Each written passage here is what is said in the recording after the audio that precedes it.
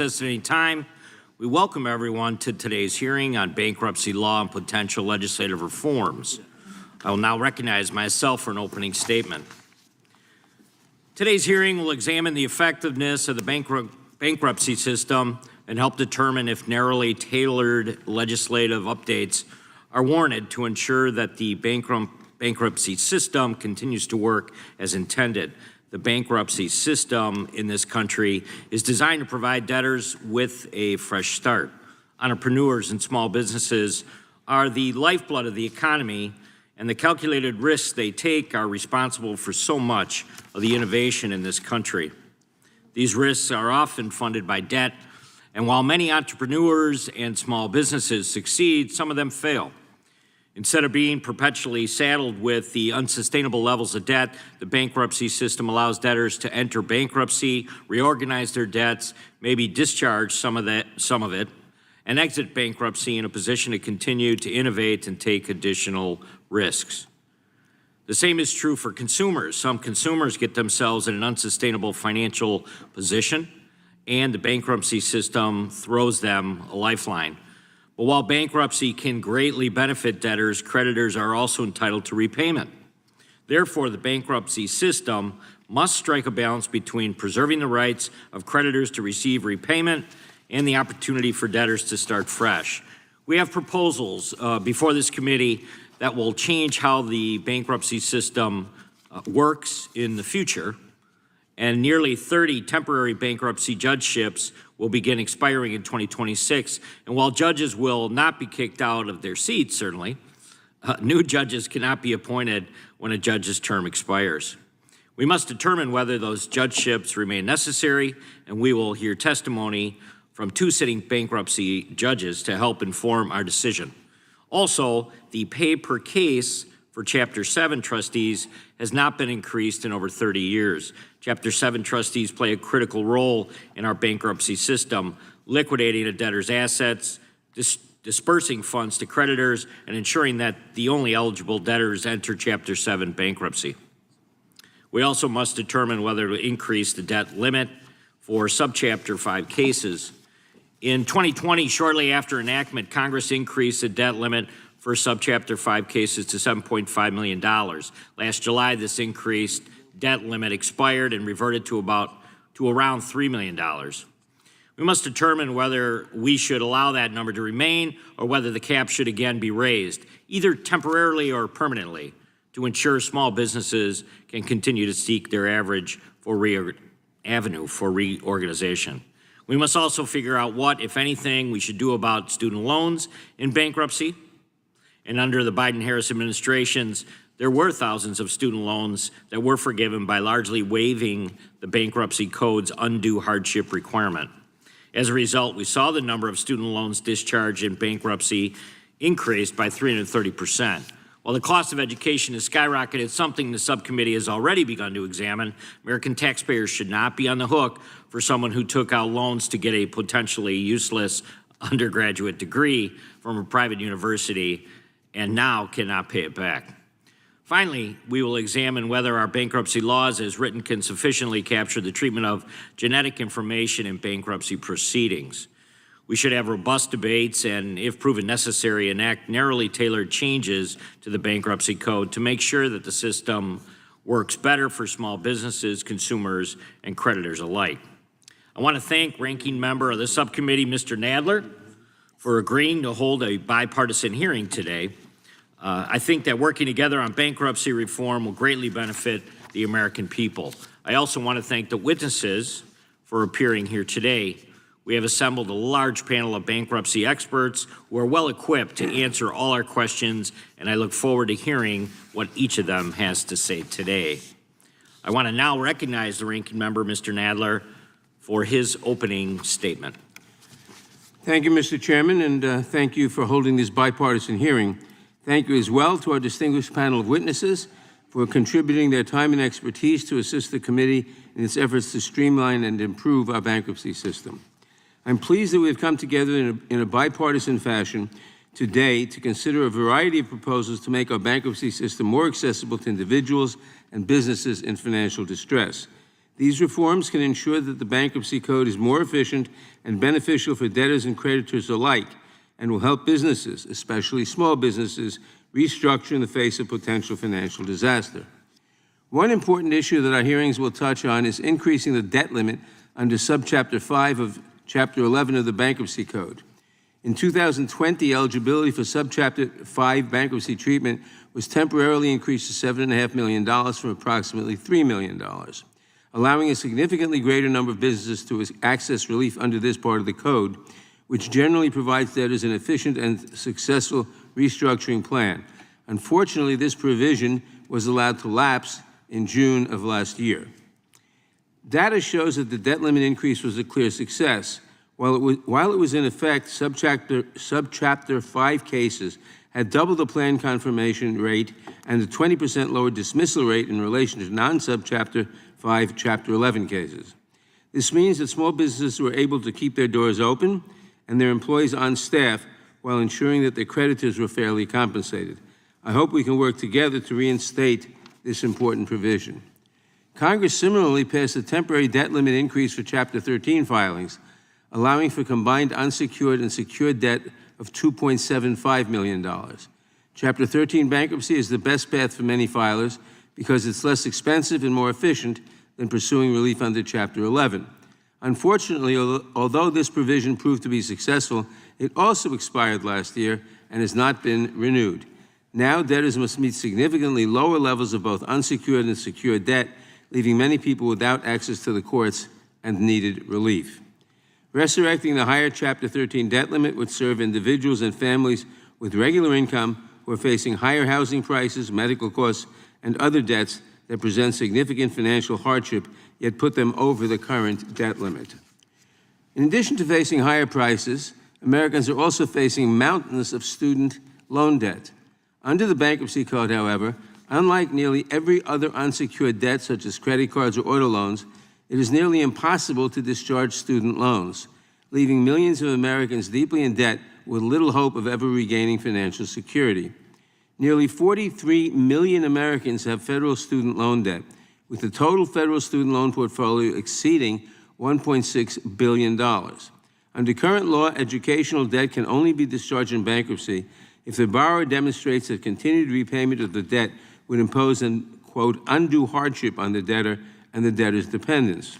In practice, this standard has proven a nearly impossible hurdle to overcome in the courts. There is no reason that this one category of debt should be singled out for special treatment that makes relief under the Bankruptcy Code virtually impossible. It is long past time to repeal the current limitation on educational debt and to place it on the same footing as other similar debt. While the picture of student loan debtors is traditionally of young, recent college graduates, the reality is that a significant population of student loan debtors are older Americans whose wages and Social Security checks are being garnished toward loans that they will never be able to repay. Student loan bankruptcy reform, therefore, would benefit a wide swath of Americans, including the most vulnerable borrowers in our society who have no prospect of being able to repay their debts incurred decades ago. Finally, we will consider reforms to compensation of attorneys and trustees in Chapter 7 cases, which would expand access to justice for low-income debtors. Chapter 7 is a critical lifeline for low-income individuals in the most severe financial distress, offering the most direct and immediate path to a fresh start. It eliminates unsecured debts without the burden of a multi-year repayment plan, and its streamlined structure makes it the only viable option for many households facing wage garnishment, utility shutoffs, or eviction. Yet the current framework makes it exceedingly difficult for those same individuals to access legal counsel. Chapter 7 debtors with attorneys are 9 times more likely to obtain a discharge than those without representation. As a result of a clerical error in the law, however, attorneys representing Chapter 7 debtors are generally ineligible for compensation from the bankruptcy estate unless formally retained by the trustee. Therefore, most debtors seeking a Chapter 7 pathway have to pay for their representation upfront and in full, despite their being insolvent, which either pushes them to the less efficient Chapter 13 or forces them to continue without representation. I hope that our witnesses will help us examine solutions to this problem. A similar access to justice issue arises with respect to trustee compensation. Under current law, trustees appointed by the courts to administer a Chapter 7 bankruptcy are paid just $60 per case. Additional compensation comes only when the case involves liquidation of assets, which happens only rarely in Chapter 7 cases. A fee of just $60 is clearly inadequate to compensate trustees for a role that requires them to review filings, conduct meetings with creditors, and identify potential circumstances of abuse or fraud. This results in experienced trustees not being able to afford to take on no-asset cases or being unwilling to invest their time in complex cases that would require their knowledge and expertise. We must work to increase this fee to ensure that debtors have the assistance they need to navigate the complicated world of bankruptcy proceedings. Today's hearing is an opportunity to discuss bipartisan paths forward to increasing access and opportunity provided to Americans under the bankruptcy system. I thank the chairman for holding this important hearing. I look forward to the testimony from our distinguished panel of witnesses, and I yield back the balance of my time.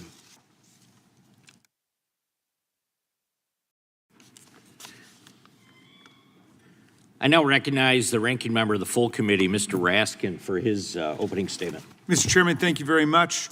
Thanks for holding this bipartisan hearing, and thanks to our esteemed witnesses who bring to us exceptional insight into one of the most consequential institutions of the American economy.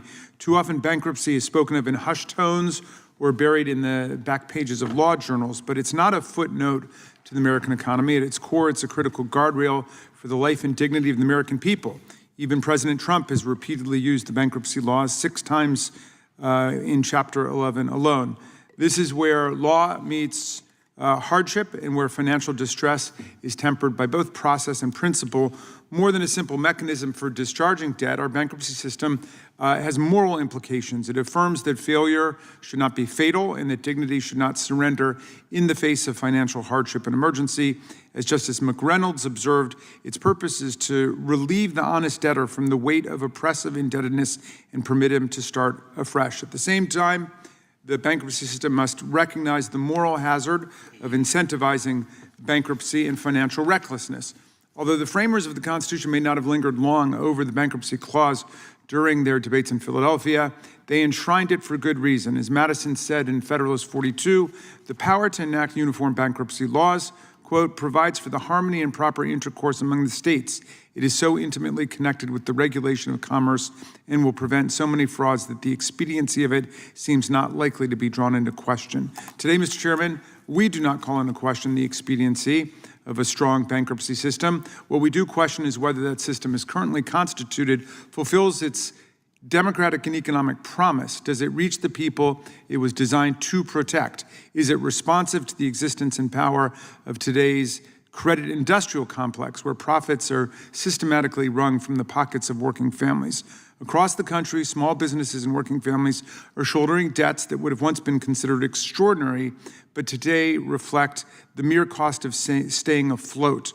Although it remains a remedy of last resort, our bankruptcy system must be equipped to provide relief when economic pressures collapse the margins of household and commercial stability. A well-calibrated system does not punish misfortune or entrench failure. It provides a lawful path forward when all else fails. The hearing presents a chance to honestly assess the challenges to our bankruptcy system and advance solutions in a bipartisan way. Take subchapter 5 of the Bankruptcy Code, the streamlined bankruptcy process for small businesses to reorganize and restructure. For 5 years, it offered small businesses a path back to viability by providing a simpler pathway to restructure debt, save jobs, and continue serving in the community. Regrettably, that path is now narrowing, not because the policy failed, but because in June of last year, the debt limit set by Congress, the maximum debt small businesses can have and still be eligible for subchapter 5's process, lapsed and dropped by 60% from 7.5 million to 3 million. Despite data and near unanimous agreement among the bankruptcy bar that the $7.5 million debt limit was a success for both small businesses and their creditors, reverting to the old debt limit excludes way too many of the very small businesses subchapter 5 was designed to support. Without a workable path to reorganize under Subchapter 5, all that remains of these businesses is used equipment and unpaid bills. This tremendous loss in value is lost not only for business owners, but also for their employees, creditors, and entire communities. I'm heartened by the bipartisan agreement that restoring the $7.5 million debt limit is both sensible and long overdue. The committee should mark up this legislation and send it to the House floor quickly. And then there is the million-strong class of student borrowers whose staggering debt resulting from student loans lingers stubbornly for decades beyond the end of their college education, preventing investment in home mortgages or small businesses. Student loan debt is the only type of consumer debt not dischargeable under bankruptcy, and this was only made so in 1976. Although our bankruptcy system was built with robust safeguards, judicial oversight, and in some cases stringent means testing, it effectively treats all student borrowers as presumptive abusers unless proven otherwise through an almost mythical standard of undue hardship. This vague and undefined standard has been interpreted by the courts and hardened over decades into a nearly insurmountable burden of proof, resulting in non-discharge for greater than 99% of borrowers. Among the most affected are seniors. As of 2024, nearly 750,000 student borrowers are remarkably over the age of 71, collectively holding $28 billion in student debt. Many have spent decades in repayment only to fall into default as interest compounds and the balances balloon. Seniors now represent the fastest growing demographic of student borrowers, and they face the highest rates of delinquency and therefore default. And for many of those older Americans who live on a fixed income, the consequences are severe. Garnished Social Security checks, skipped medications, and postponed retirements. We've got to fix this. I hope my colleagues will join us in restoring basic fairness to the bankruptcy system by putting student debt on the same footing as virtually every other kind of debt, all of which are dischargeable. But this is not the only place where the system strains under the weight of its design. Families who exceed the Chapter 13 debt limit are legally barred from filing under that chapter, no matter how regular their income or sincere their repayment intentions. Nor can they turn to Chapter 12, which is limited to farmers and fishermen, or 15, which is limited to international cases, or Subchapter 5, which requires you to be a small business. Because of 13's expired debt limit, we risk pushing working people into Chapter 11. It's a system that was never meant for someone trying to save their home while paying down medical bills and putting kids through school. And Chapter 7, finally, which should offer the most straightforward form of relief, is weighed down by barriers of its own. Debtors often have to pay their lawyers up front, even when they can't pay their rent, locking many people out of even applying for bankruptcy relief. And our Chapter 7 trustees, the watchdogs of our system, are still doing critical work under a compensation structure that's not been updated in more than 3 decades. None of this is new, and none of it is unfixable. We have bipartisan legislation, the Bankruptcy Administration Improvement Act, ready to go that would raise trustee pay and extend the temporary judgeships that keep our courts functioning. In Maryland, we're on track to lose 3 out of 7 temporary bankruptcy judges. That's nearly half our bench, and it's happening at the very moment filings are rising. This is the moment to reaffirm a founding promise that in the U.S., financial hardship must never strip a person of their rights, their dignity, or their future. By my count, Congress has rewritten the code 5 times in the last 2 centuries before arriving at the current framework. This is one of the most dynamic areas of our law, and there's no reason we should not act now, again, to refine it and improve it. We've got the facts and the tools. We have bipartisan agreement on the principal fixes. The road ahead is clear for us. Thank you, Mr. Chairman. I yield back. Member yields back without objection. All of their opening statements will be included in the record. We will now introduce today's witnesses. Professor Douglas Baird. Mr. Baird is the Harry A. Bigelow Distinguished Service Professor of Law at the University of Chicago Law School.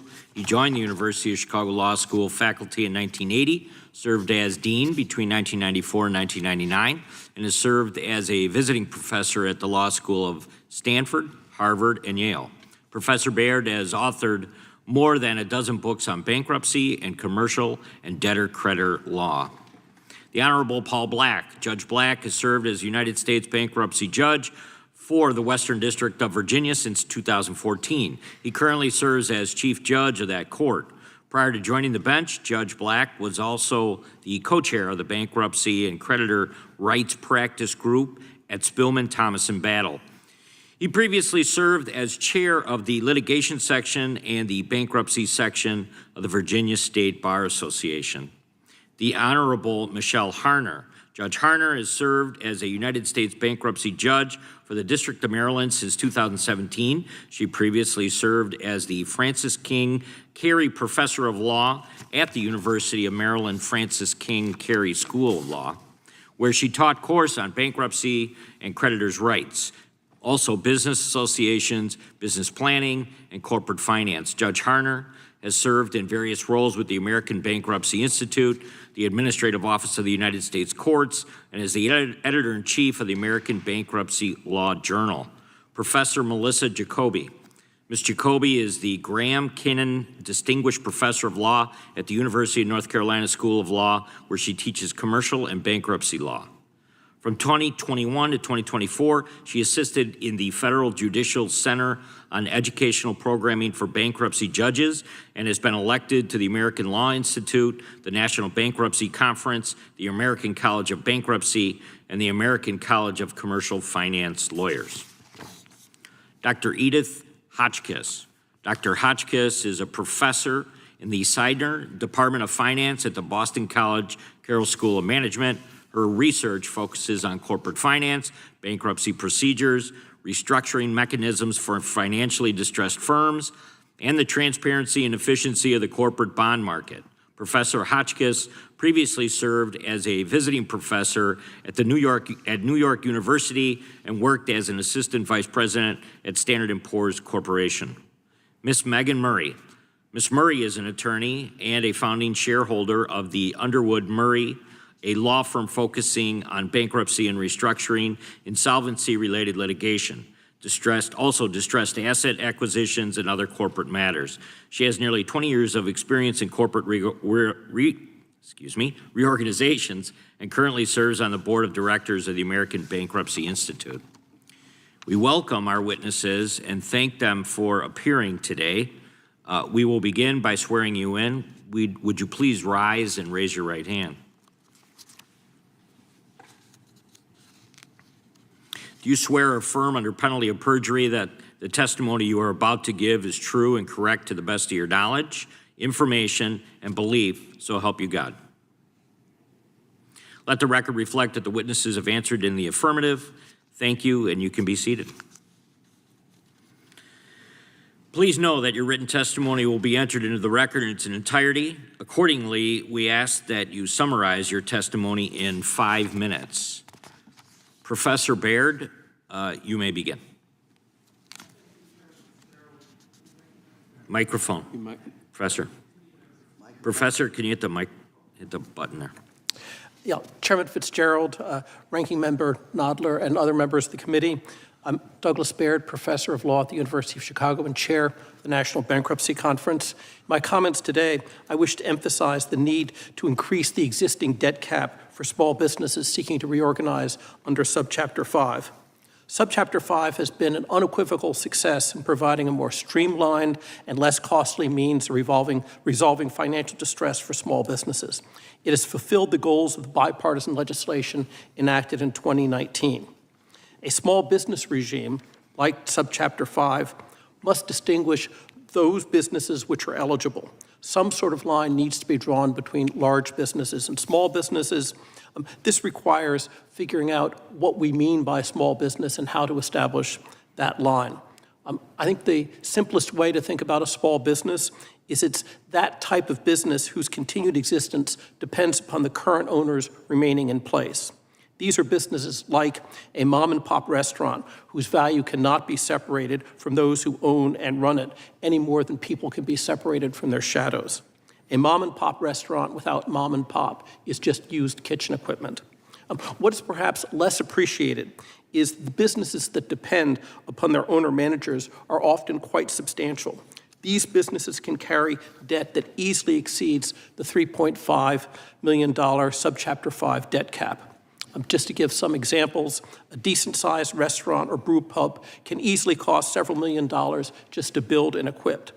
A single unforeseen setback, such as a catastrophic storm or an outbreak of foodborne illness, can sink the entire enterprise.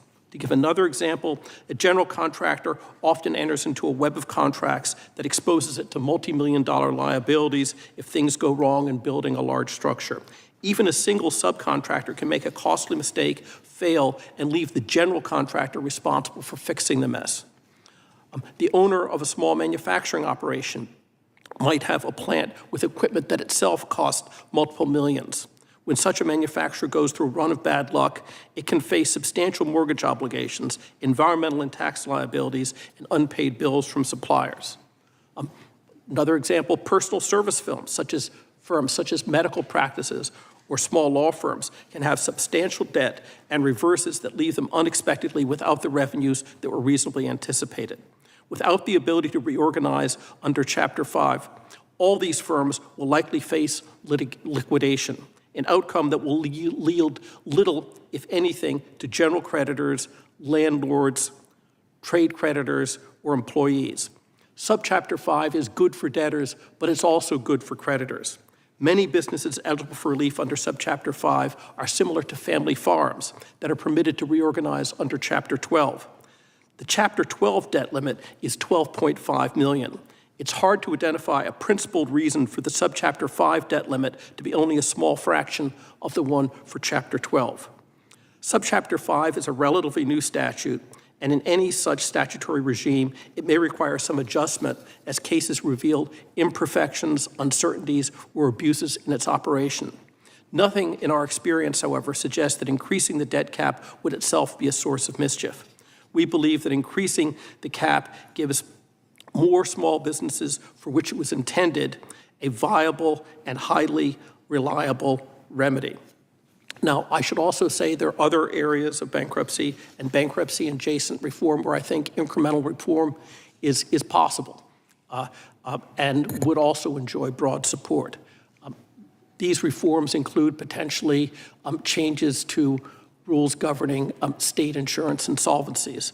They also include technical corrections to Chapter 15. I think there are also possibilities to have a reorganization regime that allows a class of funded debt to be restructured without interfering with other classes. But again, these are all opportunities, and the National Bankruptcy Conference stands ready, as always, to help you here with these kinds of valuable incremental reforms that will improve our bankruptcy laws. Thank you very much. Thank you, Professor Baird. Judge Black, you may begin. Chairman Fitzgerald, Ranking Member Nadler, members of the subcommittee, I'm Paul Black, United States Bankruptcy Judge for the Western District of Virginia. Thank you for the opportunity to speak today. I went on the bench in January of 2014, and many of my cases are Chapter 13 repayment plans where debtors are trying to maintain their home, or Subchapter 5 cases where small business debtors are trying to save their businesses and keep their employees on the job. Part of my district is in Appalachia, and many of the debtors who appear before me have very limited income, including those on nothing but some form of Social Security.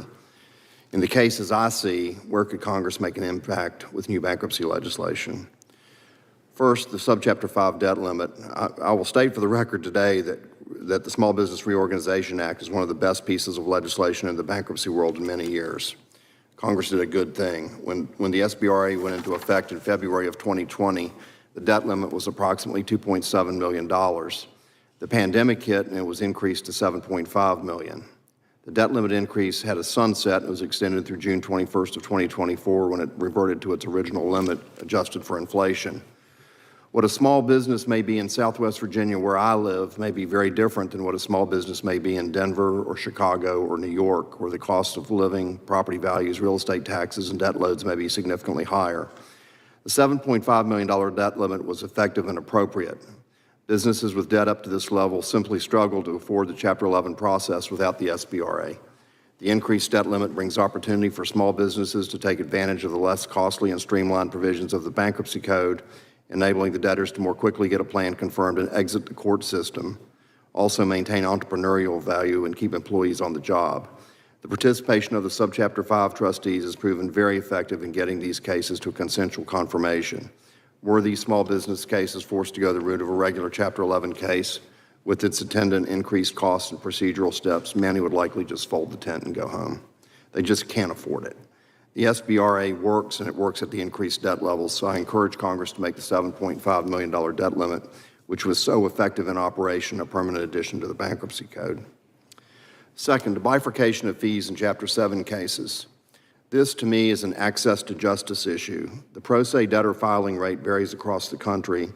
Some districts are significantly higher than others. One constant, however, is that pro se cases, which are ones which are filed without the assistance of counsel, they often struggle. They also top the clerk's office staff, which when we are in difficult budget times and the clerk's offices are being asked to do more with less.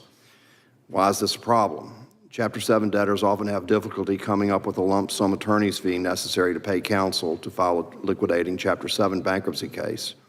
In a Chapter 13 plan, debtors can and often do pay their fees over time. Some debtors simply should not be in those cases for no other reason than to pay their attorney's fees. The Supreme Court has held that a Chapter 7 attorney's fees cannot be treated as an administrative expense, meaning that the debtor's attorney cannot be prioritized ahead of other creditors. Further, several circuits have held that a pre-petition agreement to pay attorney's fees is subject to the automatic stay, and any fee still owed post-filing is subject to discharge.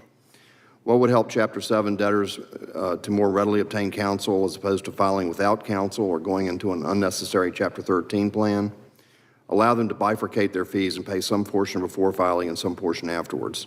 I've set forth in my written statement proposed ways to do that. We want to encourage counsel to take these cases by allowing them to get paid with court oversight to prevent overreaching, which would benefit the entire system.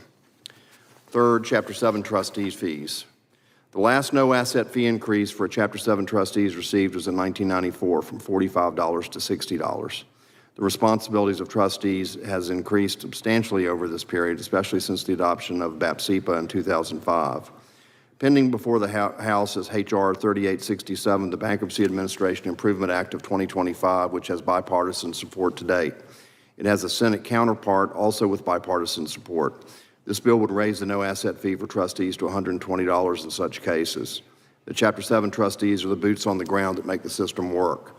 The bill has a funding mechanism built in to pay for these fees by raising the fees in certain Chapter 11 cases by 0.03%, and would also extend certain temporary judgeships already in place around the country, including some that have looming expirations.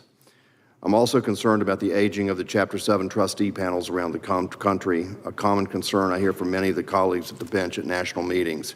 We need to encourage younger bankruptcy practitioners to be willing to serve on these panels, but it needs to be financially viable for them to do so.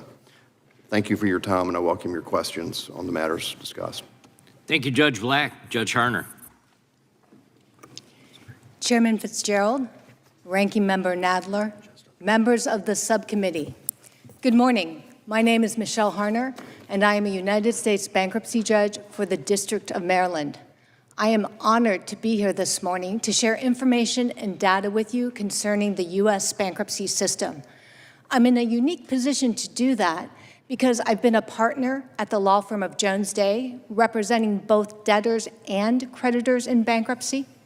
I've been a law professor at 2 different law schools, and I am now a bankruptcy judge. I should say I am here in my individual capacity, and I do not speak for the United States Judicial Council, the Administrative Office of the United States Courts, or any other individual or organization. With my allotted time, I would like to do 3 things. First, I want to talk about Subchapter 5, next, Chapter 13 cases, and finally, student loan debt. Before doing so, however, I want to underscore the basic fact that every year, hundreds of thousands of Americans, whether as an individual debtor, a business debtor, or a creditor, use the United States Bankruptcy Code that this Congress has enacted to address issues stemming from financial distress. It's not perfect. We probably could do things better. But during our conversation today, I do not want us to lose sight of the fact that the Bankruptcy Code helps everyday Americans. On that point, in 2024, over 500,000 bankruptcy cases were filed, and the recent study shows that 1 out of every 11 Americans will at some point turn to the bankruptcy system for help. With respect to Subchapter 5, since its effective date in 2020, over 10,000 cases have been filed. Subchapter 5 helps smaller companies reorganize and pay their creditors quicker. The data shows that Subchapter 5 debtors confirm plans in over 50% of the cases. And of those plans, over 60% are consensual, meaning that they met the requisite creditor support. The process is quicker, cheaper, and more effective. Unfortunately, at the moment, the data also shows that the current level of the debt cap, which gauges eligibility for Subchapter 5, is excluding numbers of smaller companies, and they cannot use the subchapter to keep their business or to repay their creditors. With respect to Chapter 13, in 2024, there were over 197,000 Chapter 13 cases filed. Chapter 13 allows individuals to repay their creditors under a 3 to 5 year plan. The national data shows that Chapter 13 debtors complete their repayment plans in 40 to 50% of the cases. And I know from talking to my colleagues, many districts have much higher completion rates. But similar to Subchapter 5, the current debt cap in Chapter 13, which again is the eligibility gate for Chapter 13, is set at a level and bifurcated in a way that excludes many individuals, approximately 2,000 every year, from using Chapter 13. In addition, those individuals also might be foreclosed from Chapter 7 because of the means test. Finally, with respect to student loan, the outstanding amount of student loan debt and the defaults thereunder continue to rise. Yet individuals cannot use the bankruptcy system to address student loan debt. Moreover, student loan debt may actually keep an individual out of the bankruptcy system. For example, the student loan debt of an individual may be so high that the debtor doesn't qualify under the debt cap for Chapter 13. So that Chapter 13 would-be debtor can't file, can't repay the creditors. A path to addressing student loan debt in bankruptcy actually, as a result, might help not only debtors, but all of the debtors' other creditors. That kind of path would serve the dual objectives of the Bankruptcy Code. The Bankruptcy Code strives to provide the honest but unfortunate debtor a fresh start and pay as much as possible to all the creditors. Thank you, and I look forward to your questions. Thank you, Judge Harner. Professor Jacoby. Good morning. We're here because the Constitution empowers Congress expressly to enact uniform laws of bankruptcy, which coordinate responses to financial distress, and thus the responsibility to update those laws when the need is required. My written statement discusses several issues that are of interest to this subcommittee, including support for the Bankruptcy Administration's Improvement Act of 2025, and including a brief discussion of the 23andMe bankruptcy, which is of interest to some of you. Right now, I will focus on two issues. The first is to continue the discussion of small business bankruptcy. The law that's been discussed by my fellow witnesses is of relatively recent vintage, but it reflects decades of development and thought. And as implemented, that law truly is the bankruptcy system at its best. I used to describe this subchapter 5 as having fewer creditor requirements, and I did have some concerns, but that framing turned out to be misleading because subchapter 5 swaps some types of requirements that would be less effective in this context with those that work more effectively in this context, such as a trustee. Restoring eligibility to the rate it's been most of the time this law has been in effect would make this law accessible, especially in high-cost areas, to the benefit of workers, creditors, and of course the small businesses themselves. Let me return then to the thorny issue of student loans. Bankruptcy law has treated student loans differently from other kinds of debts since the 1970s, but that statement in and of itself is misleading because the details of that law have changed dramatically through uncoordinated incremental movements. There used to be 3 paths to relief from student loans, and now there's just one, and as you've already heard, it doesn't work well at all. The path is broken. In addition, the scope of student loans that get special protection has broadened well beyond the initial rationale for having this exception to discharge. Highlighting some other issues that are relevant to reform in this area, please remember that since 2005, all personal bankruptcy filers are subject to additional layers of scrutiny. Widespread undue hardship we could find among all bankruptcy filers, essentially, if measured in an appropriate way. We also must consider the demography. We're not just talking about an issue of youth with decades of potential income in their futures. A big proportion of older student loan debtors in the United States continues to grow. And that really affects the kinds of tools you would want to think about in developing further a rational student loan policy in bankruptcy. In the 1990s, I worked on bankruptcy policy with former Representative Caldwell Butler. He's a Republican from Roanoke, Virginia. And the law around student loans was more forgiving then than it was now. And yet, Congressman Butler advocated for full repeal of the special treatment of student loans. He thought the general bankruptcy requirements were sufficient to ensure legitimate use. I recognize that one may not be willing to go that far, although I think that is an important option on the table. But there truly is a menu of narrowly tailored and sensible middle ground proposals that I hope could get bipartisan support from this subcommittee. Thank you. Thank you, Professor Jacoby. Dr. Hotchkiss, you're next.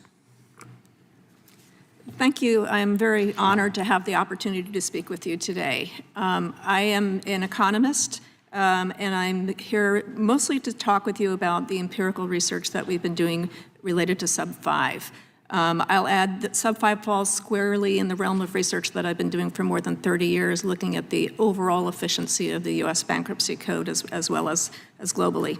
Now, we've completed a study where we have, with a lot of help, gone in and looked at nearly all of the outcomes for business Sub 5 cases for firms, I should say Chapter 11 cases for firms under 15 million in total liabilities, and documented the outcomes and tried to give a better understanding of a couple of things. First of all, it gives us an understanding of how great an extent of a problem do we have, because we also compare Sub 5 cases to traditional Chapter 11s. We can look at whether Sub 5 has achieved its goals so far. And also I can speak a bit to the 7.5 million threshold and some of the safeguards that might be in place that help prevent future abuse of that threshold. So first, to give you an extent of the magnitude of the problem we would have absent Sub 5, and I'm not going to inundate you with facts, but I just want to share a couple of factoids with you. First of all, in the period before the enactment of Sub 5, so 2010 to 2019, 70% of small businesses with less than 7.5 million in total liabilities went directly into Chapter 7 liquidation, so not even attempting to reorganizing. To look at the ones that do attempt a Chapter 11 reorganization, only 1/3 of those are successful in confirming a plan, and that's probably overstating their success rates because very often those plans are liquidating plans. And then lastly, the vast majority of firms we know from the US Census simply shut down their doors out of court and don't even bother to enter the bankruptcy system. So this raises the natural question of why is a traditional chapter so unfriendly to small businesses and why Sub 5 is necessary. There's a couple of simple explanations for that. One is that Chapter 11 is very expensive, very time-consuming. Sub 5 addresses that issue by reducing certain requirements for expensive disclosures, sets timelines, et cetera. Many small businesses, as Professor Baird has already mentioned, wouldn't continue to exist with that small business owner remaining in place. And lastly, for small firms, it's often very difficult to get agreement from creditors, particularly when that creditor might be a single bank. And in these instances, the role of the sub-5 trustee becomes particularly important. So this has led, not surprisingly, to the introduction of sub-5 as a simplified procedure for small businesses, I should say, not unlike what's been done in, I believe it's 11 other countries in the last 10 years have also introduced similar types of fast-track simplified procedures for small businesses. So I want to very quickly summarize the findings of our work. Basically, what we find is that sub-5 more than doubles the probability of confirming a plan of reorganization. We find there is no evidence of any harm to unsecured creditor recoveries in those sub-5 cases, and that we interpret as saying that the unsecured creditors can also share in the gains from preserving viable businesses.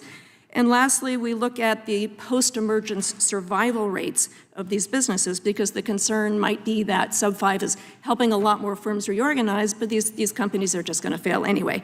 And we find no evidence of excessive continuation. And I'll note here that the sub-5's role in coming up with the plan and its feasibility is particularly important to the process. Lastly, I want to speak to the issue of the threshold and how our evidence might speak to that. We don't find any evidence in what's happened so far of what we call bunching below this threshold, meaning firms manipulating to find themselves just below the eligibility requirement.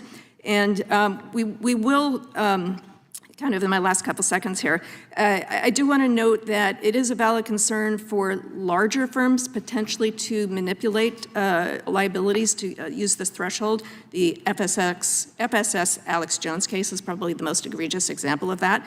But there are safeguards within the process that I think reduce the likelihood of that happening, particularly the judicial discretion, so that when there are other claims as the predominant liability, those are not allowed to use Subchapter 5. Thank you very much. Thank you, Doctor. Ms. Murray, you're now recognized for 5 minutes. Thank you, Chair, Chairman Fitzgerald, and Subcommittee Ranking Member Nadler, and committee members for having me here today to talk about the important issues of Subchapter 5 in our Bankruptcy Code. I've been a member of American Bankruptcy Institute, a nonpartisan organization, since 2009, and I currently serve on its board of directors. During my legal career, like Judge Harner, I have a significant experience on both the creditor and debtor side of bankruptcy cases. I've filed corporate reorganizations for both large and small corporate debtors, and I also have experience representing large and small creditors and fiduciaries whose job it is to maximize value for the benefit of the estate. Last year, I was selected by ABI President to co-chair a task force to study the effectiveness of Subchapter 5 with Judge Harner. My views today are not necessarily that of ABI or its board, but they've certainly been informed by the work we did on the task force. My views are also informed by my own practices. Chapter 11 is a powerful tool that preserves jobs and is strategically used to reorganize businesses while simultaneously maximizing value to creditors and owners. Our country is built on entrepreneurialism, and small businesses, as previously noted today, are its lifeblood. As we've discussed in our task force report, however, not all dreams are viable, and 50% of small businesses statistically fail within the first 5 years. Subchapter 5 was enacted to address challenges in the bankruptcy process and to help small businesses survive economic turmoil. Subchapter 5, as discussed today, appears to be working well, especially in Florida, which is the leading filer of Subchapter 5 since its enactment. Confirmation rates of Subchapter 5 cases nationally are slightly over 50%. According to the United States Trustee Program, as compared to Chapter 11 cases, which historically have had much lower success. To be eligible to file a Subchapter 5 case, a business debtor must at least have liquidated, non-contingent, secured and unsecured debts of roughly $3.4 million. The $3.1 million cap was just increased slightly over the last 60 days. As we know, this debt limit reverted from $7.5 million approximately a year ago. The Subchapter 5 cases that I've been involved with are distinct from my traditional Chapter 11 cases. A good bellwether of a small business is the size of the loans that the SBA provides to small business owners. For example, the SBA 7A loans made by participating lenders provide smaller businesses with access to capital, loans to start their companies. The maximum size of these loans is $5 million. SBA 504 loans have a maximum $5.5 million and are made to acquire assets, capital assets, machinery, equipment, and both the 504 and the 7A programs provide attractive, probably more attractive borrowing terms than your traditional capital. Most businesses, small businesses, also at least have one other form of debt, including idle loans, bank loans, maybe debt consolidation loans, and most likely friends and family. The combination of SBA loans of up to $3.4 million, together with a secondary source of capital, demonstrate why the current $3.4 million limit is just too low for small businesses. The addition of trade debt on top of that, due to inflation, really pushes small businesses over the limit. Yes, there are a few high-profile cases that have raised concerns of abuse. However, the checks and balances in our system, from judges to trustees to creditors, minimize abuse or unintended consequences. I'm also aware that unsecured creditors have concerns with increasing the sub-5 limits, and it is undisputed that Subchapter 5 shifts the dynamic for unsecured creditors due to the requirements at confirmation. In my experience, however, bankruptcy courts recognize this balance of power and take it seriously. Debtors seeking protection under Subchapter 5 must follow strict guidelines and deadlines. One judge has appropriately noted that the SBRA provides qualifying debtors with the opportunity to use this new powerful tool to reorganize and save its business, but it must do so quickly. In addition to shortened deadlines, creditors have other protections, including the best interest of creditors test, feasibility requirements, and others. In Florida, where I practice, sub-5 trustees also utilize their professional skills to ensure debtors' operations match their plan projections. Aspirational plans without support are not likely to be confirmed. I'm here today prepared to discuss the leverage that creditors have in Subchapter 5 cases, which I think is sufficient to support an increase in the debt limits. Subchapter 5 was enacted to give small businesses a fresh start and appears to be working. Increasing the debt limits back to $7.5 million would give more Main Street businesses a reasonable opportunity to reorganize in difficult circumstances. Thank you for your time, and I welcome your questions. Thank you, Ms. Murray. We'll now proceed under the 5-minute rule with questions. I'm going to recognize myself for the first set of questions. Professor Baird, as you mentioned in your opening statement, the Federal Priority Act allows receivers in state insurance insolvency cases to be held personally liable if the receiver disperses funds without repaying the federal government first. Bankruptcy cases are specifically exempt from the Federal Priority Act, but the Bankruptcy Code has the procedural protections to ensure the government is repaid. But I guess what we're seeing is the same is not true of insurance insolvency cases, which are largely handled under state law. If we're considering legislation to limit liability for state insurance receivers, what types of procedural safeguards should be in place so that the government does not get skipped over or becoming the first in line when attempting to collect on its claims? The thing to remember here is that the absence of the kinds of rules we have in bankruptcy for state insurance insolvencies is not a deliberate congressional decision, but rather is an artifact of the way the law has evolved over time. The Federal Priority Act was established first in 1797, and in bankruptcy we've realized that we need to have procedures. Having procedures for state insurance insolvencies would make sense.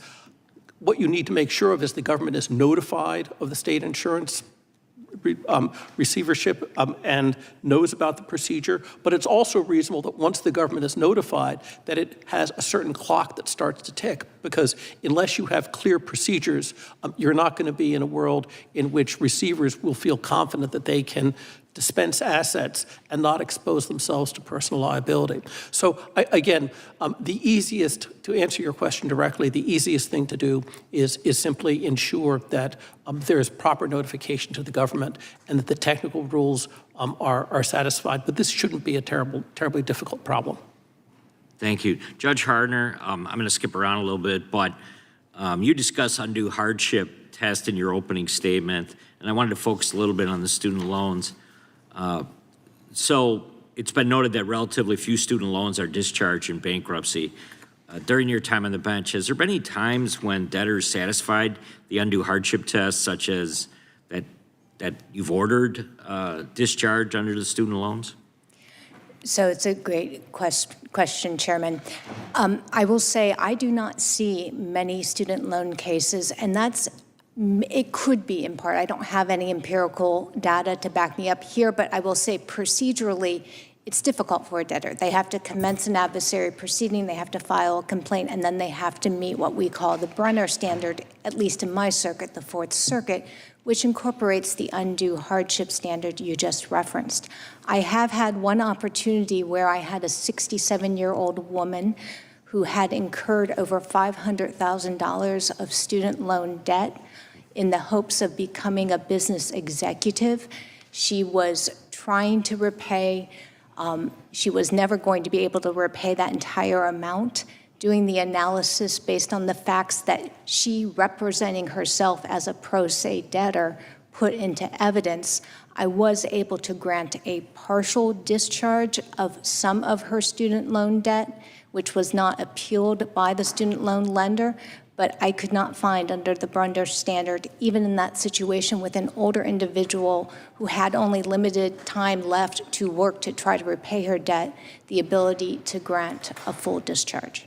Thank you. Judge Black, there have been some claims that medium-sized, well-capitalized businesses or small subsidiaries of larger businesses have been using Subchapter 5 to circumvent the creditor protections associated with general Chapter 11 cases. Have you seen any type of behavior that would, in your courtroom, that would suggest that this is actually happening?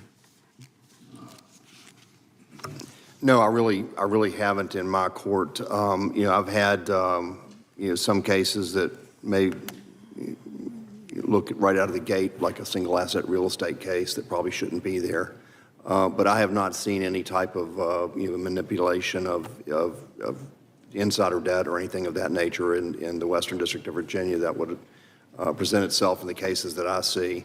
I think the cases that have been presented to me have all been well suited for Subchapter 5. And again, as Judge Harner and some of the other witnesses have pointed out, if there are cases that come before us, we have the ability to prevent shenanigans, for the lack of a better description. We've got the ability to appoint a creditors committee, different avenues are available for the Subchapter 5 trustee to have a different allocation of powers to investigate the debtor's business. So in the cases where I am in Southwest Virginia, I'm not seeing that. Thank you. I'd yield back and recognize the ranking member Nadler for his 5 minutes. Thank you, Mr. Chairman. As I noted in my opening statement, student loans are the only kind of unsecured debt that consumers cannot discharge in our current bankruptcy system. Although we generally imagine a young person when we consider tackling the issue of student loan debt, this issue affects people of all ages, and increasingly it's our senior citizens with loans going back many decades who are shouldering this non-dischargeable debt. Thanks to changes in the bankruptcy laws passed in 2005, to which I led the opposition, we now have a system in which debtors who are presumed to be too insolvent to pay medical or credit card debt must remain on the hook for their student loans. The legal hurdle to prove, quote, undue hardship in order to discharge student loan debt means that disabled veterans, senior citizens, and low-income individuals, among others, are on the hook for decades for debt that they will never realistically be able to repay. And to make matters worse, right now, student loan debtors are subject to wage garnishment and garnishment of their Social Security benefits for these debts that they can never discharge. Professor Jacoby, is there any logical reason why only student debt should not be dischargeable in bankruptcy? The traditional argument for special treatment of student loans in bankruptcy related to protection of the public fisc, to preserve money for educational opportunities to others. There also were unsubstantiated concerns early in the history of developing the 1978 Bankruptcy Code about individuals who might not deserve bankruptcy relief running from graduation right to the bankruptcy court, which of course is not, for a variety of reasons, is not even possible under the current system that we have. So that latter instance I discount completely. There are plenty of checks and balances for that. The first one, it does raise broader matters of education policy, but in that case, the rest of the law needs to be written very, very differently to retailor it to that objective. Thank you. And Professor Jacoby, what's the impact of saddling millions of Americans with non-dischargeable student loan debt? And do you believe that Congress should act to ensure that debtors can discharge their student loans? I believe that this part of the Bankruptcy Code is well overdue for reform. I think this section of the Bankruptcy Code, 523A8, is indeed broken, and that none of the members of this esteemed subcommittee would write it this way if you were to do it today. So I hope you do act. And should we make a distinction between private and public loans? Yes. Why? To your original point about where student loans fall in the general range of unsecured debts, there is no reason to distinguish a loan for food or medical care made by a private for-profit lender from a loan that someone might use while they are a student in their education. Those are loans that are part of our marketplace and can manage the risk very differently. Thank you. And finally, Professor Jacoby, the undue hardship standard was added to address presumed or feared abuse of our bankruptcy standard. Is this a realistic fear? It is not a realistic fear, and undue hardship used to be used in a way narrower way because there were other paths, including older student loans, to discharge without even overcoming that hurdle. So that's two reasons why undue hardship does not work today in our system. And why is it different from what it used to be? It used to be that if a loan had been under repayment for 5 years and then 7 years, that it could be discharged in bankruptcy independent of any questions of undue hardship. Only a more recent loan would somebody have to file a lawsuit and prevail on the argument that it was an undue hardship, which might explain the impossibly high standards that courts adopted then that they still use to this day. And that was changed when? Well, it's been done incrementally in pieces. I believe the 7-year would have disappeared in 1998, but I would need to check to make sure because it's changed so many times. Okay, thank you. I yield back. Gentleman yields back. Gentleman from Virginia is now recognized for 5 minutes. Well, thank you, Mr. Chairman. I want to thank you for holding this hearing to provide an overview of U.S. bankruptcy law and explore avenues for potential reform. I also want to welcome Judge Black from Western Virginia. It includes the 6th District. Judge Black's been a consistent leader in our part of Virginia, and I appreciate having his expertise here today. So I'll start with you, Judge. What benefits have you seen from the Small Business Reorganization Act, which was signed into law in 2019? I was proud to be the lead patron of that. What benefits have you seen for both debtors and creditors since the enactment of Subchapter 5? And do you think those benefits would extend? What do you think the impact would be if the $7.5 million cap were made permanent? Right, thank you. With the increase of the debt limit, it would make more small businesses eligible, not only in Southwest Virginia, but across the country.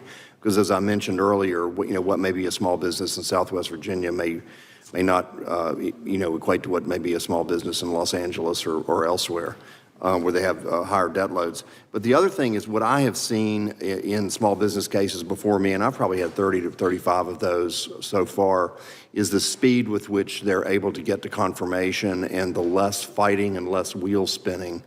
I've seen some cases, if they were in a traditional Chapter 11, they'd be on their 3rd or 4th amended disclosure statement, and we'd be 6 or 8 months into the case, and it's just not progressing. The presence of the Subchapter 5 trustee is helping keep the debtors and the creditors on the ball. A lot of these cases are two-party disputes, and if you can bring those parties together and try to eliminate some of the fighting that often goes on in Chapter 11 cases, it keeps the case moving forward. And again, you've got to file a plan within 90 days after the petition date, absent some unusual circumstances.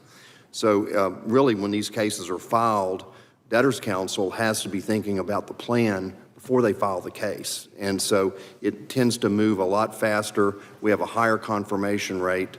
And for all of those reasons, I think it's been a great benefit. It's much less expensive. Chapter 11, with a traditional case, it's hard to put, Bob's backhoe into the same reorganization scheme as Circuit City or General Motors. The absolute priority rule, the absence of that and the ability to get a case to confirmation quickly is a real benefit to small businesses. Nobody wants to be in bankruptcy if they can avoid it. Thank you. I hope the committee can move forward on that issue. I want to shift gears a little bit. Our bankruptcy laws were not written with the biotech and consumer DNA era in mind, which is why I'm proud to join with the gentlelady from California, Congresswoman Lofgren, and others in my Senate colleagues in introducing the Don't Sell My DNA Act, which would explicitly amend the bankruptcy code to add genetic information to the definition of personally identifiable information, require written affirmative consent from individuals before their genetic data can be sold or transferred, and mandate the secure deletion of unsold genetic data.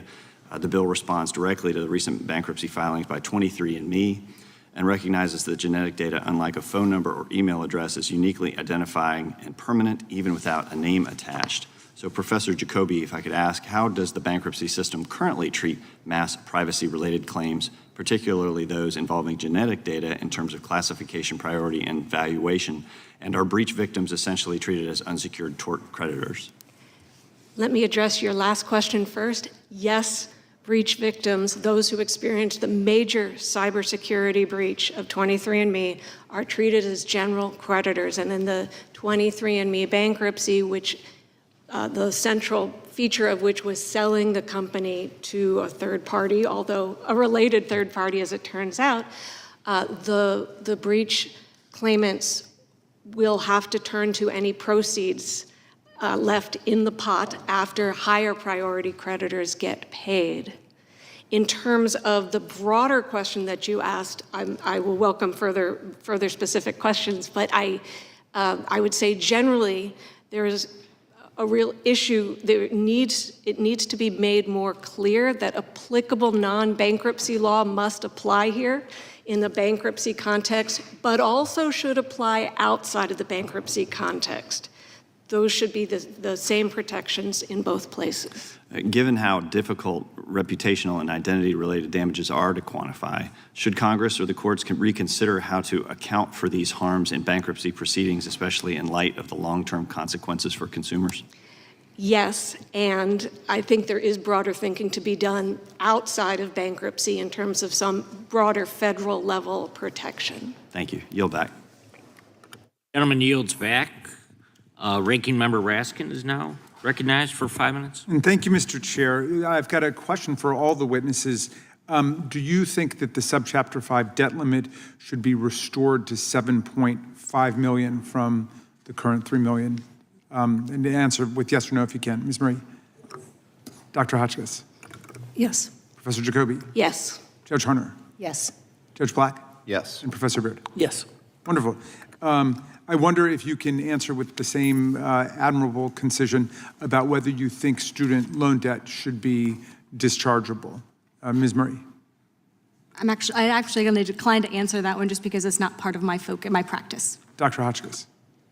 As an economist, I'll also not answer that. Okay, Professor Jacoby. This section of the Bankruptcy Code should be at least reformed, if not repealed. Judge Harner. So I will echo Professor Jacoby's comment.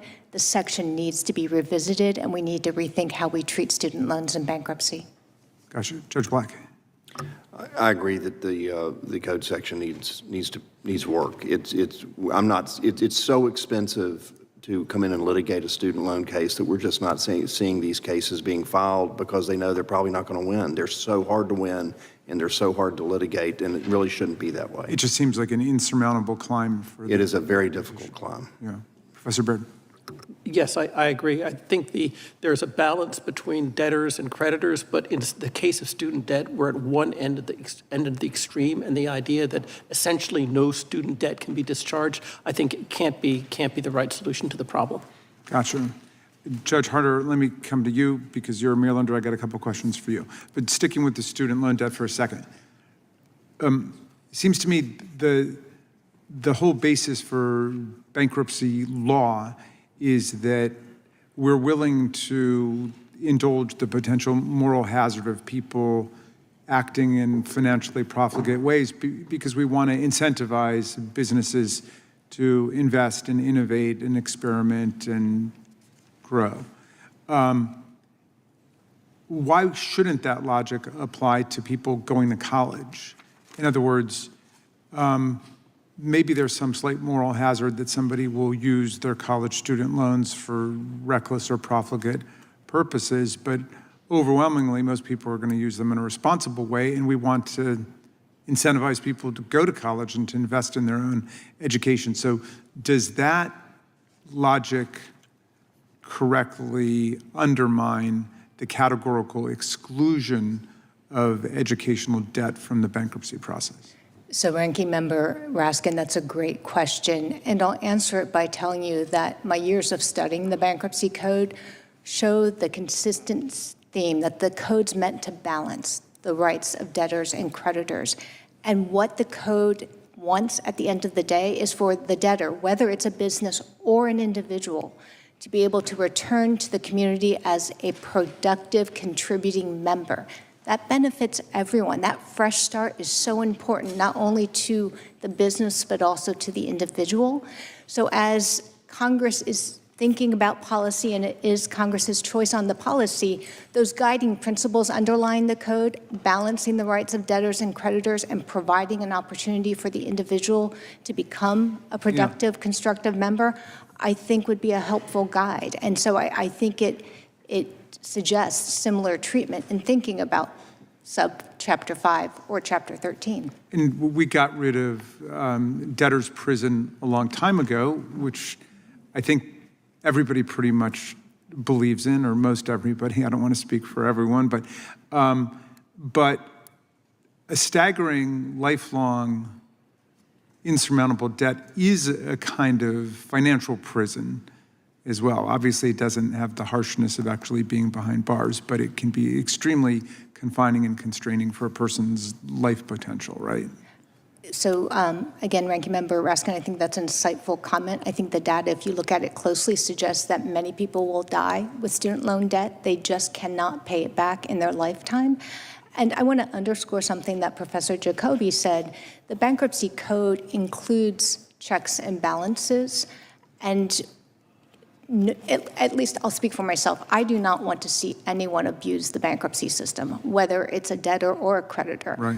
I want to preserve that system to help the people that deserve that fresh start and to make sure we can get as much money to creditors as we can through it. Great, and very quickly, we're about to lose half of the judgeships on the bankruptcy court in Maryland. What will that mean for us if we lose 3 or 4 temporary bankruptcy judges? So as you noted, in Maryland, we have 3 temporary seats. The preservation of the temporary seats, I think, simply comes down to maintaining flexibility and stability in the system. If those seats are needed, they can be filled to make sure we're providing the services needed in our community. And if they're not needed, they won't be filled, but they're there just in case. So stability and providing that kind of reassurance to the community, I think is important. Thank you. I yield back, Mr. Chairman. Ranking member yields back. We have conflicting hearings going on, as you can probably tell. So we're going to go to a gentleman from California at this point, Mr. Gray. Thank you, Mr. Chairman, ranking member for this hearing, and I want to thank the witnesses for being here today. I concur that Subchapter 5, Subchapter 13, raising the limits is important, but I also want to focus on student debt. 43 million Americans owe 1.6 trillion in debt.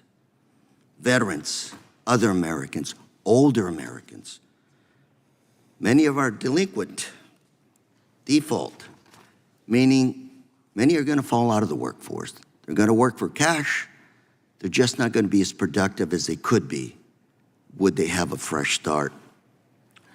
Currently, under the undue hardship standard of the Bruner test, followed by most courts, almost impossible to discharge this debt.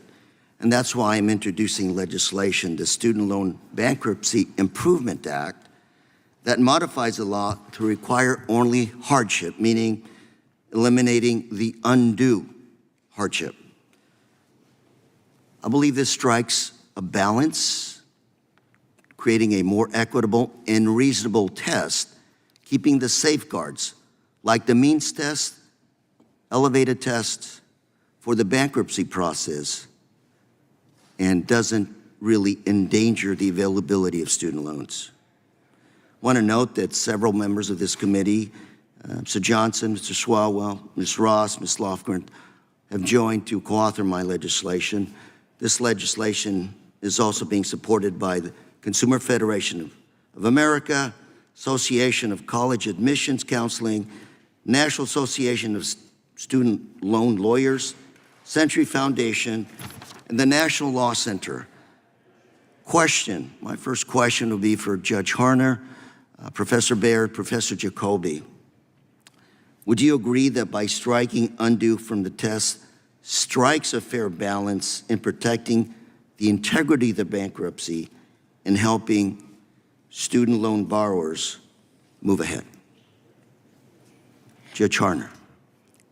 Thank you, Representative Correa, for that question. So I can't provide any advisory opinions, but what I can say is right now, the Brunner test, which you have up so nicely behind you, and the standard we're required to follow in the courts, this undue hardship, all of the case law focuses on that term. The definition is of the term undue hardship. So if legislation removed the word undue from that term, courts will have to rethink the standard. There will have to be a new definition. So it will reform student loan treatment in bankruptcy.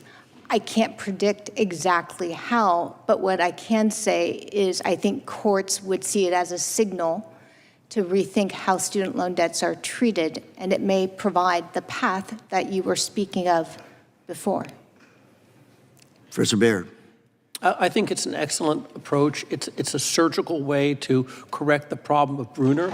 Brunner was a mistake, but Brunner now binds all bankruptcy judges. Judge Harner and Judge Black don't have any choice. They're bound by circuit precedents. It was a mistake to have the Brunner test, which emerged, as Professor Jacoby said, under different circumstances.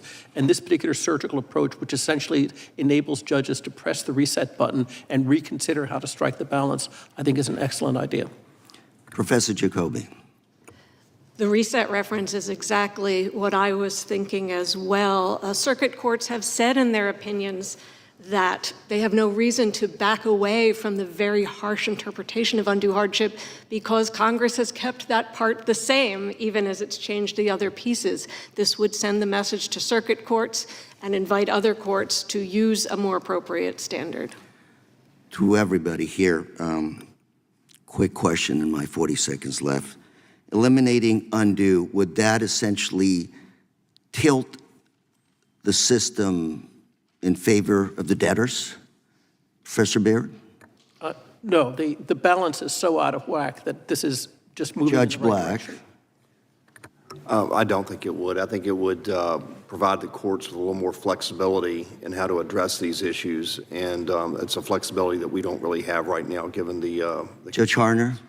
I agree with Judge Black. It would give flexibility. Professor Jacoby? Yes, and we have to remember this isn't just debtor versus creditor. It's what debts get paid when other ones do not. Dr. Hotchkiss, any thoughts? Again, as an economist, it seems you've reached an all or nothing solution, and in the moment it's nothing. So I can't speak to the specific tweaks in the law. Ms. Murray? Thank you, Representative. It's not part of my practice, so I'm going to decline to answer this one. Thank you very much again for the witnesses. I'm out of time. Appreciate your thoughtful comments. The gentleman yields back. We now recognize a gentleman from California, Mr. Issa, for 5 minutes. I think we're going to pick up where we left off.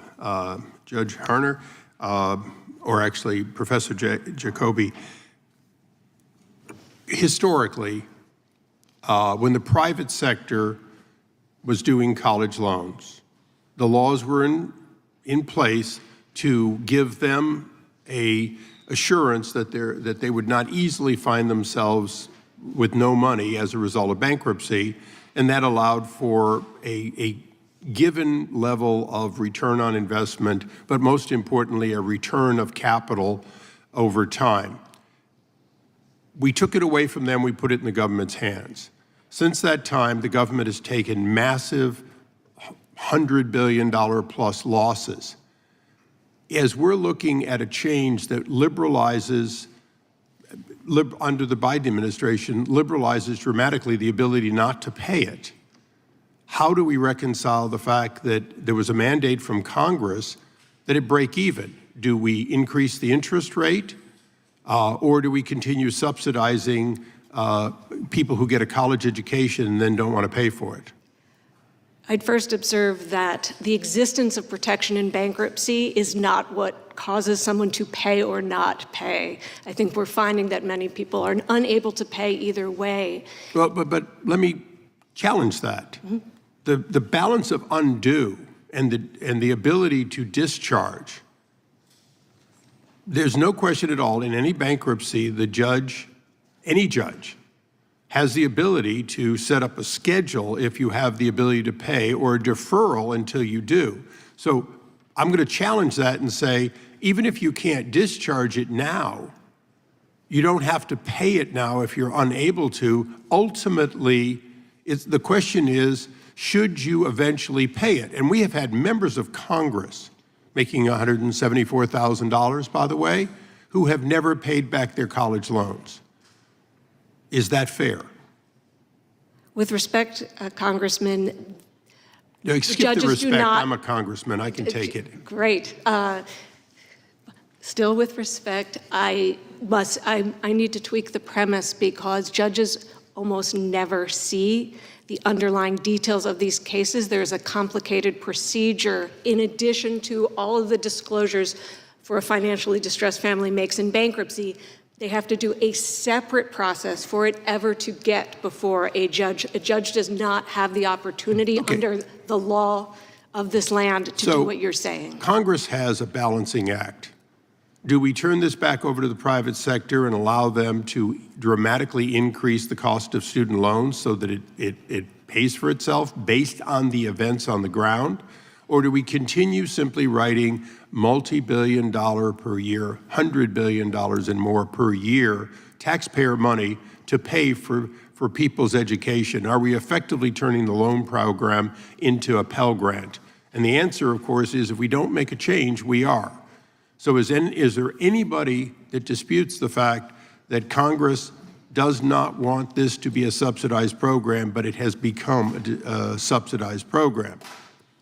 So back to the bankruptcy, if Congress's intent was that you not be able to bankrupt out from underneath it, is the current balance in this undue harm, is it in fact out of whack based on the fundamental, Professor Baird, you look like you want to answer, the fundamental question, which was Congress said, this isn't something you bankrupt out from underneath because it's too important, and and we're not talking about people who had strokes the day they graduated from college. We're talking about people who didn't get a job or who have decided to do something that doesn't pay enough, and so they use the bankruptcy court to discharge and then at a later time make the money from their education often. Professor? Oh, I think it's important to distinguish between the student loan problem, which is enormous, and the bankruptcy problem and the particular types of people who enter into bankruptcy. I think, unfortunately, many of the debtors we're talking about in bankruptcy, the money is uncollectible in the sense that interest actually builds up faster than they're able to pay it off, given these numbers. It's a difficult problem. Let me close with one quick question. The IRS does not allow discharge in bankruptcy effectively, right? Therefore, why is it that if we consider this similar, we can't have a abatement and other process as we do in the IRS, but ultimately have the principal remain until discharged or agreed in some program?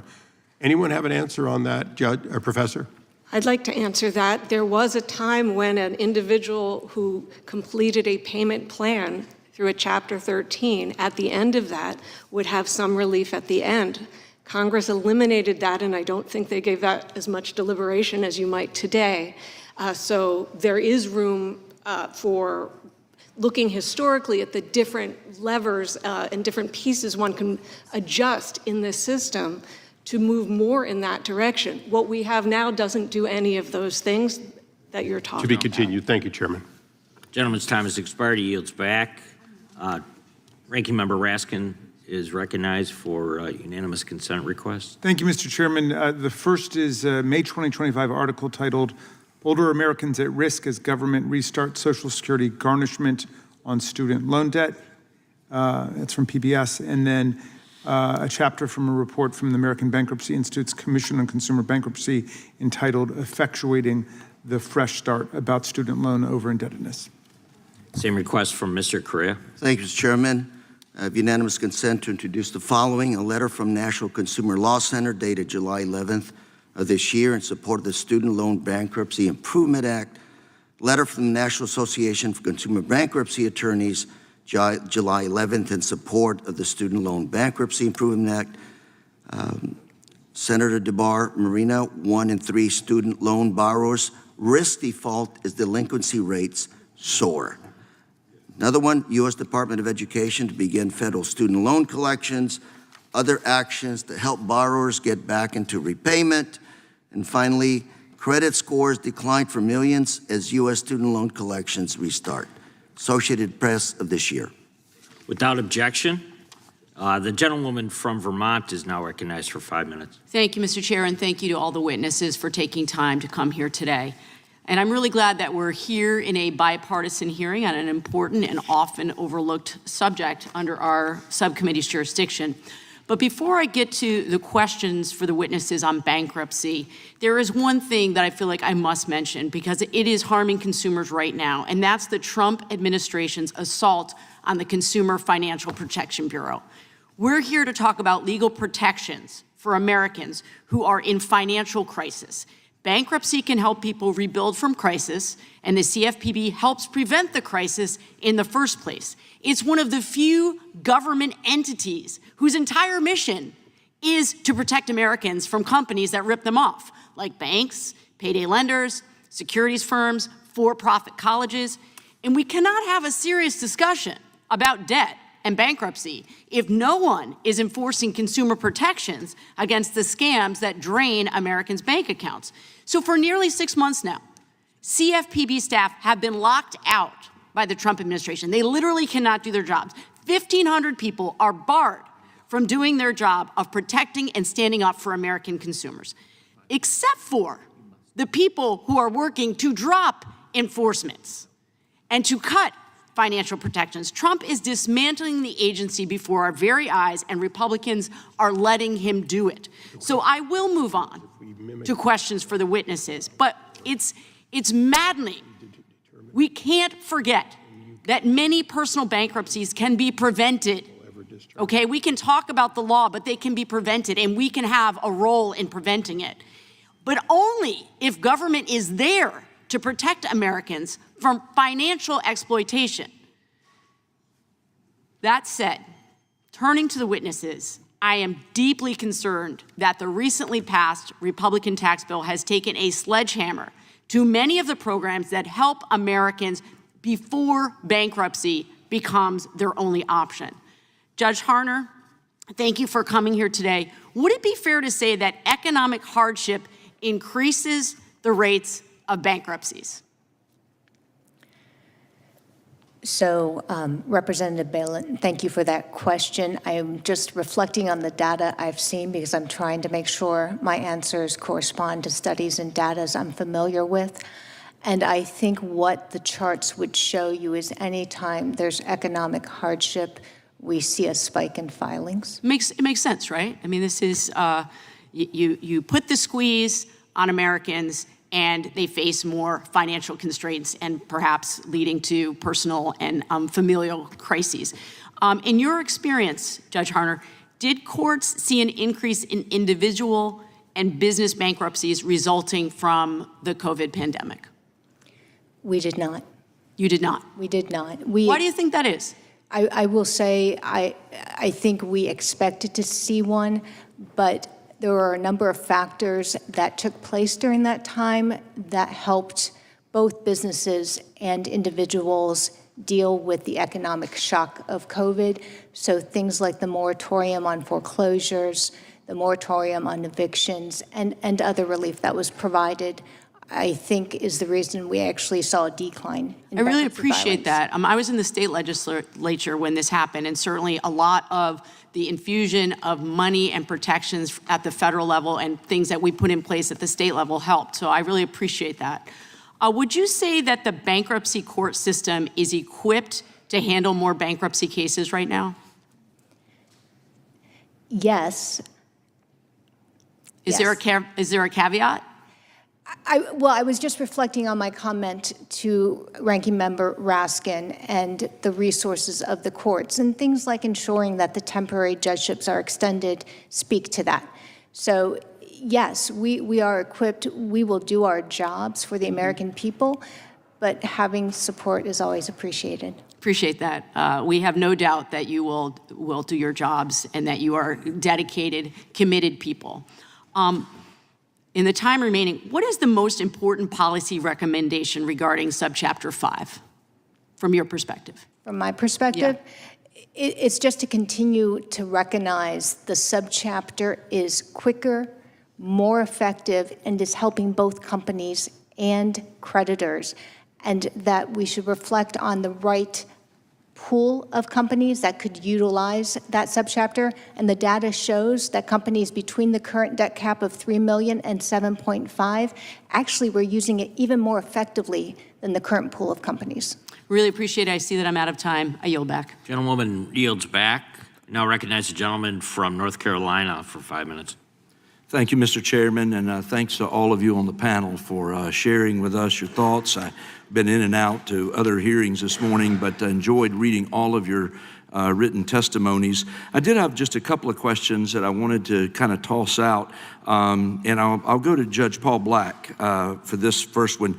When a debtor files for Chapter 7 bankruptcy, he's assigned a trustee to oversee the case. And these trustees, as we know, are attorneys, accountants, or other professionals who ensure that the debtor pays what they can.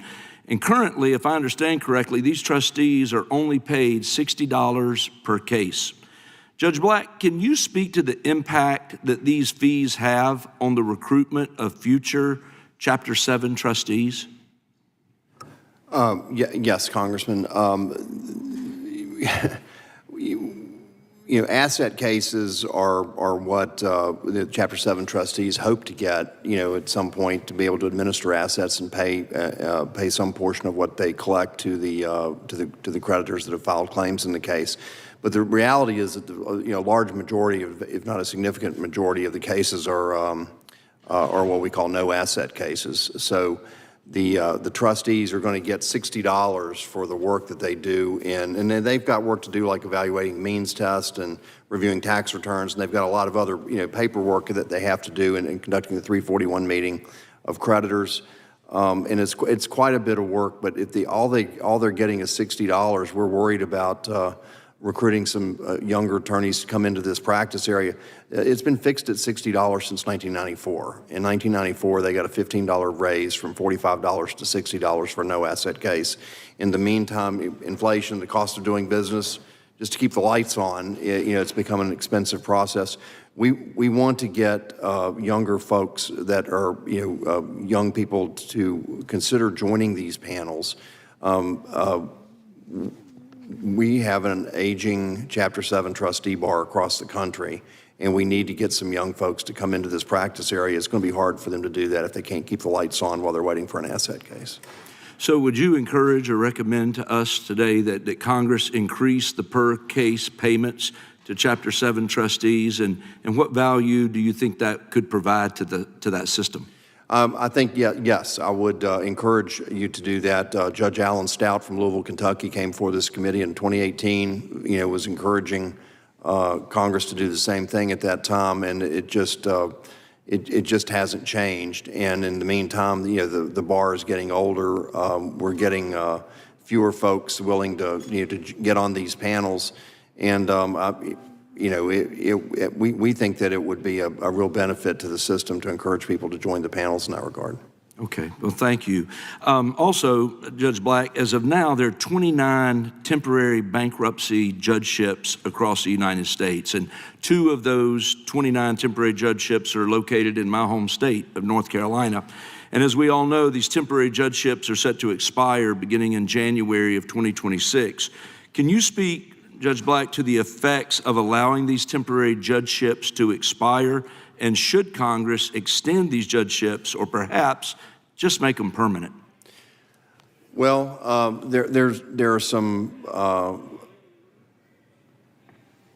the Judicial Conference of the United States, I believe, has some recommendations on what should be permanent and what should not be permanent, and I would probably defer to them on the permanent aspect of it. But on the temporary judgeships, it's a whole lot better to have them and not need them than to need them and not have them.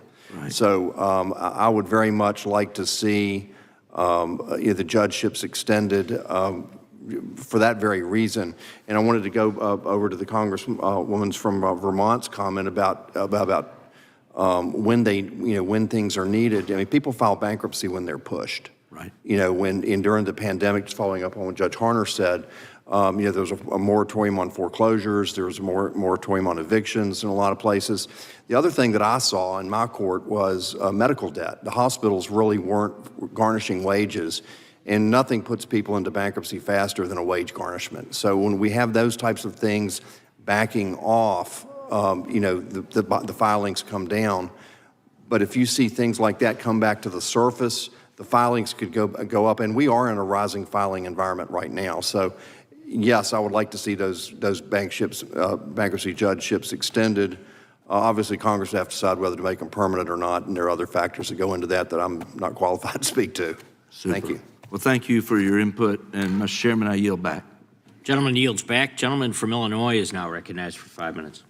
Thank you, Chairman Fitzgerald, and thanks to all the witnesses here today. Bankruptcy, as you all are aware, is a very complex area of law. And Congress should address these issues in a nuanced way that protects the rights of creditors but doesn't improperly favor them at the expense of working families, small businesses, or municipalities. And that's why I strongly support bipartisan efforts to extend the debt limits of Subchapter 5 and Chapter 13 cases, which would provide much needed relief to small businesses and working families in financial distress. It's also why I believe that excluding student loans from the bankruptcy code has unfairly benefited private student lenders and made life harder for millions of Americans, especially vulnerable borrowers like seniors, disabled veterans, and low-income individuals. And it's why I'm deeply concerned about the ongoing bankruptcy proceedings involving the Puerto Rico Electric Power Authority, known as PREPA. Throughout my time in Congress, I've advocated for the Puerto Rican people as they face a vicious cycle of corruption, mismanagement, privatization, and exploitation, and of course, a series of natural disasters. The cycle comes as Puerto Rico remains excluded from the bankruptcy code. The PREPA bankruptcy process enters now its 9th year, and the Puerto Rican people pay some of the highest electricity rates while receiving the lowest quality of service in the country. Despite the dire economic and energy situation, PREPA's creditors are trying to strip PREPA and the Puerto Rican people of resources that they don't have. Rather than accept fiscal reality and resolve the case, the creditors went to court and won a ruling giving them a claim over all of PREPA's past, present, and future net revenues. And now they want immediate payment, even though the value of their secured interest in these revenues is disputed. And even though most of the money in PREPA's bank accounts is federal grant money and creditors cannot touch. So what these creditors are really asking for PREPA to jack up electricity prices and force the people of Puerto Rico to pay these private companies, all while the island's electricity rates are over 50% higher than the national average. It continues to suffer crippling blackouts, and the median income is less than half of that in Mississippi, the poorest state in the U.S. This situation, of course, has set up a false choice between the maximum protection of private property rights and the decimation of a public good, rather than a reorganization and a fresh start. Professor Jacoby, thank you for being here today. And let me ask you first, what were the implications of excluding Puerto Rico from the bankruptcy code? And second, how could public bankruptcy law better manage cases involving public utilities and federal grant dollars? About 10 years ago, Congress had a choice to make when it realized, and everyone realized, that Puerto Rico's instrumentalities needed some sort of access to debt relief, but were excluded. The most straightforward way to have done that would have been to expand eligibility for Chapter 9, municipal bankruptcy, to instrumentalities in Puerto Rico. That would not have included some of Puerto Rico's debt, but it would include instrumentalities such as PREPA. That law is fairly expansive relative to its history, and yet it has a somewhat clearer track record and would not have involved an oversight board. So the PROMESA is a much more extensive set of rules, and this case is really the first time it's been tested using all of the different components of Puerto Rico's debt. Thank you for that. This should not be a Democratic issue or a Republican issue. We should all stand with Puerto Rican people and urge a fair and speedy resolution to the PREPA bankruptcy that does not require them to pay even higher electricity rates than they pay already. Thank you, and I yield back, Mr. Chairman. Gentleman yields back. Ranking Member Nadler is recognized for a UC request. Thank you. I ask unanimous consent to enter into the record a statement from the Community Service Society of New York, which calls for an end to the double standard in bankruptcy law that makes student loans, both federal and private, functionally non-dischargeable. Without objection, I'd also ask unanimous consent that the following statements be entered in the record. Statement from the Commercial Law League of America, statement from the Defense Credit Union Council, statement from Public Citizen, and letter from the National Association of Insurance Commissioners dated July 15, 2025. Also a letter from the National Association of Chapter 13 Trustees dated July 14, 2025. We will now recognize the gentlewoman from California for 5 minutes. Thank you, Mr. Chairman, and thanks for this hearing. I was reminded that I first worked on bankruptcy legislation in this committee room in 1974 when I was a staffer, and that effort was arduous and very bipartisan. And I think bankruptcy law is one of those areas that does benefit from bipartisan efforts, and I'm encouraged that we are looking at some bipartisan efforts to make some tweaks to this bill. Based on all of your testimony and your comments, it seems to me that there is consensus on the cap on Chapter 13, and I'm hopeful that we can address that in a bipartisan way. It will help our constituents across the United States, and I think the members of the committee have made that clear. I want to address, another issue. Under current law, a company can file for Chapter 11 in virtually any district where it has an affiliate, even if that affiliate is really nothing more than a newly created shell. If you take a look at the Purdue Pharma case, the company behind the opioid crisis, it was able to steer its bankruptcy case into a friendlier court in White Plains, New York, simply by changing the mailing address of a subsidiary without moving any real operations to game the system. I'd like to ask unanimous consent to put into the record a Reuters article that discusses a company in San Diego that opened a post office box in Texas hours before it filed for bankruptcy in order to have its case heard in Texas. It had no employees, it had no operations, no real presence, but it met the requirements of the Act.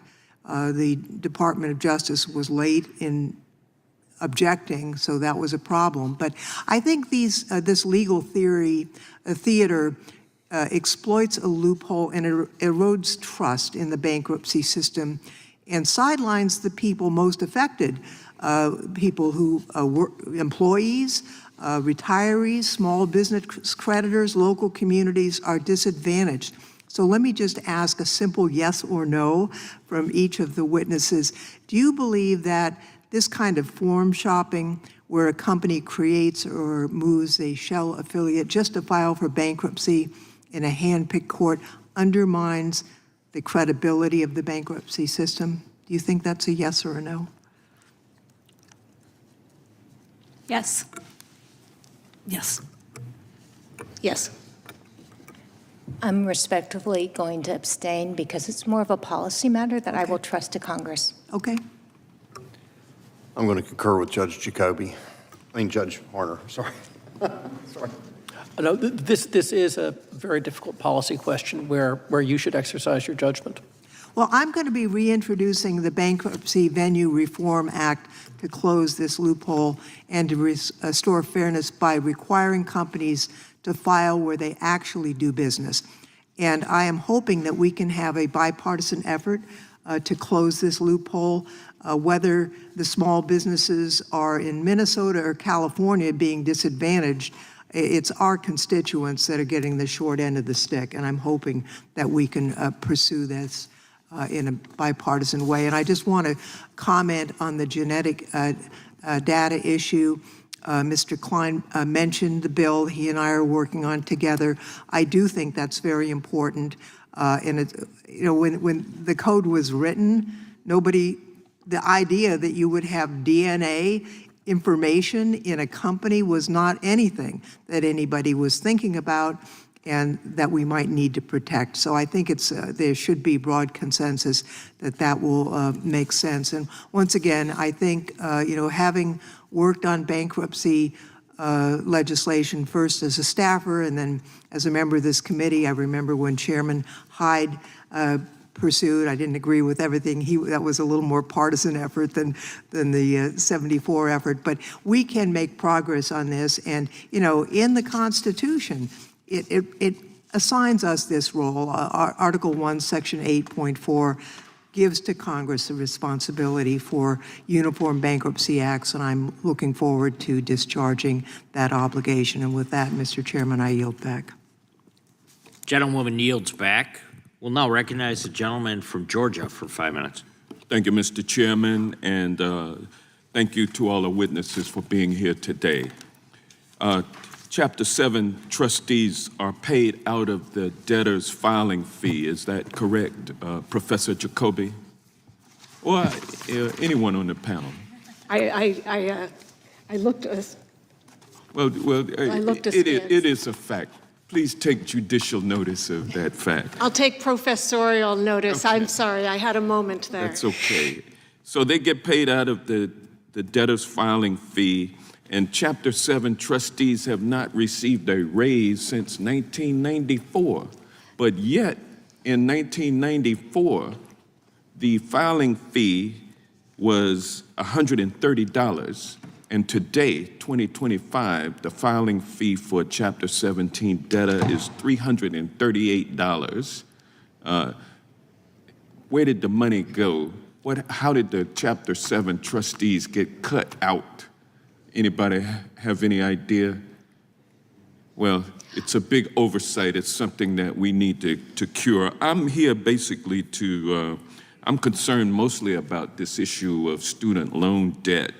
Americans, Marvin